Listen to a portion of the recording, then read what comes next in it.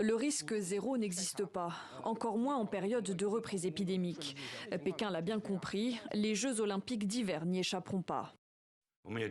Il y aura certainement des contaminations et il est possible qu'une épidémie à très petite échelle se produise, car le risque de transmission est très élevé. Pas question pour autant d'annuler ou de reporter la compétition. La Chine préfère renforcer les mesures sanitaires. En plus d'être vaccinés, les athlètes devront se faire dépister chaque jour.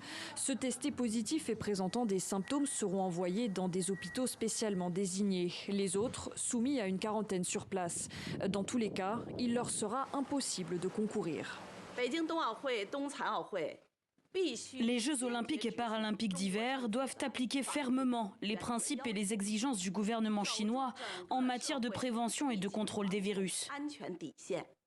Une stratégie zéro Covid adoptée depuis des mois par Pékin, au prix souvent de fortes contraintes. Limitation de 98% des vols internationaux. Confinement localisé parfois juste pour un cas positif.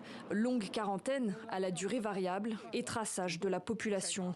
Des mesures parmi les plus strictes au monde qui ont officiellement permis au pays de maintenir des taux d'infection à un niveau très faible. Actuellement, une vingtaine de cas est dénombrée chaque jour en Chine.